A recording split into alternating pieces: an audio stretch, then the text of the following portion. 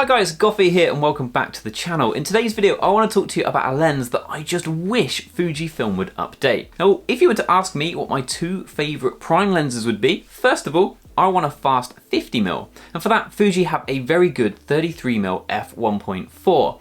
And to be honest with you, I don't really have many complaints about this lens at all, other than maybe its size. And I don't really mind about the size because my other lens in this 2 prime setup would be a small compact 28mm.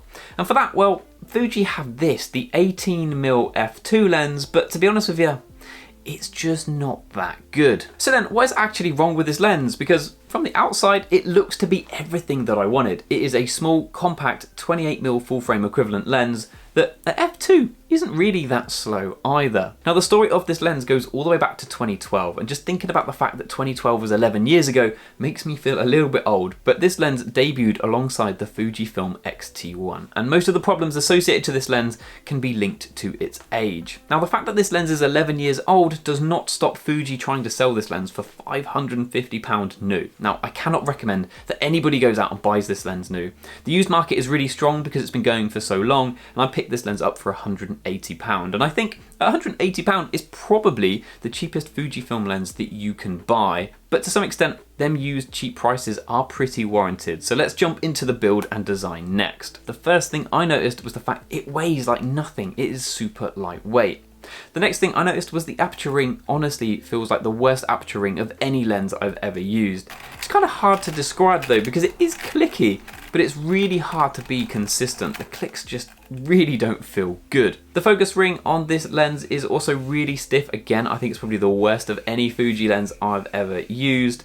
When it comes to the build, it isn't weather sealed, and it's quite obvious because the front of the lens moves as you focus. Something that is really nice about this lens is the lens hood. I really like the square lens hood design. Even 11 years ago, Fuji knew how to make a good looking lens. In terms of cameras, it feels at home on just about any Fuji camera you throw at it because of its small size. For me, the one that I really like it with is the X Pro 2. It offers a really small, compact overall package, and it is a nice lens to use on that camera. But because of its small, lightweight size, it's going to feel at home on any Fuji camera you put it on. So then, what's this lens actually like to use? Now, I definitely got a bit of a shock when I attached this to the front of my camera and then focused, because this is the noisiest lens I have ever used. It is super noisy with the autofocus mechanism, and it chatters around too.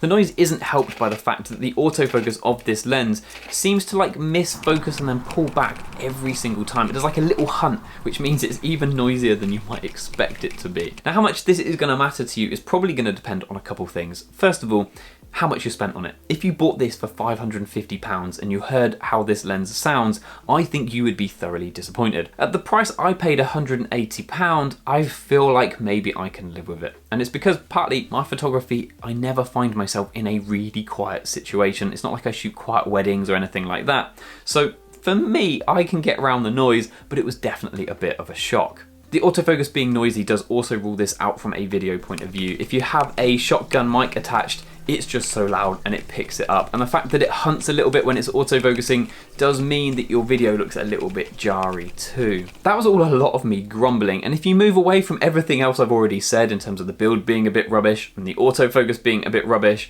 optically, this lens is actually pretty good. It's not going to be the best performing lens you own, but for me personally, it is more than good enough for anything that I need. I've not looked at any of the photos that I took on this trip in Virginia water and thought, I wish it was sharper. Taking photos of Claire at f2, I do think that you get enough background separation for it to be really obvious that Claire is the subject of the image, and you do get a little bit of bokeh in the background as well that I do think looks quite nice. Now, I am definitely somebody of the mindset that thinks that if you're shooting a 28mm, then you probably want the background in your image anyway. Otherwise, why aren't you shooting at a longer focal length? So that comes down to the main reason being why I don't really feel like I need a fast 18mm. I'm more than happy to go with a better form factor and small size over something that is super fast. Funnily enough, even though we were outside, the first portrait that I took of Claire, she did hear it and ask me if my camera was okay. So from a subject model point of view, they can definitely hear this lens focusing. However, having said that, during my time in Virginia water shooting with this lens all day, I did switch off to it. I feel like at the start and kind of the shock factor, I heard it all the time, but during the day I started to notice it less and less, to the point at the end of the day, I can't even say I can remember hearing it. For 95% of the photos I take, I use single point autofocus and I also use single shot AF. So for me, I do think my shooting is very favourable for this lens. If you are somebody who uses continuous autofocus a lot, I think you're going to struggle with hunting. Even on the X-H2S, with a moving subject, you're going to get some misses. I guess importantly, looking back at the images I took on that day, I really liked them, and I don't look at any of the images I took and think to myself, I wish I had a sharper or better lens. So to some extent, how much does it matter that this lens isn't weather sealed, it's noisy and has a sloppy aperture ring?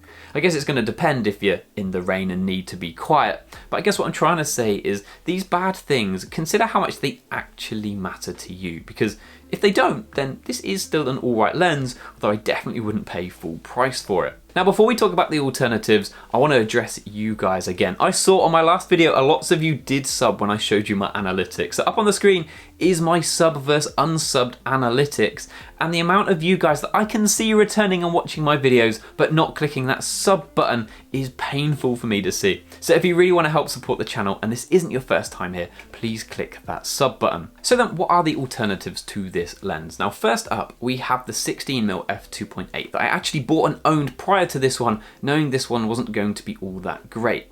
Now the downside of that 16mm f2.8 is the fact that it's just not 18mm. That lens is actually really good. I love the fact that it's weather sealed, it has quite autofocus, it has quite a small form factor, but ultimately I was struggling with 16mm versus 18mm. I just found with portraits there was a little bit too much distortion and elongated glare, a little bit too much for me to enjoy it.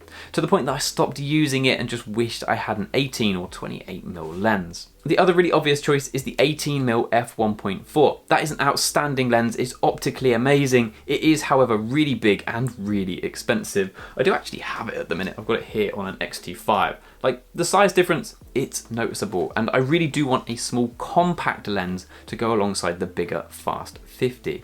So I think this brings us round to the title of this video. For me, there is no good alternative to this lens, so Fuji, please update it. And I feel like I'm not asking for that much. I don't want much. I would love weather sealing. I would love for the autofocus to be quiet like all of the other mid-range lenses. And if you have to make the lens slower to do that, make it f2.8 if you need to. And if they were to do that, I would be first in line to buy one.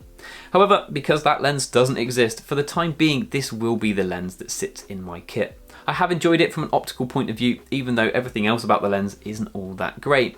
Now I'd be interested to know if you guys out there have this lens, or what do you think? Because there is a bit of a love-hate relationship that I have with this lens. Are you guys similar? If you have any questions about the lens, also ask them down in the comments as well and let me know, and I'll do my best to get back to you. And as always, if you've enjoyed this video, please do not forget to like and subscribe, and hopefully I'll see you in the next one. Cheers!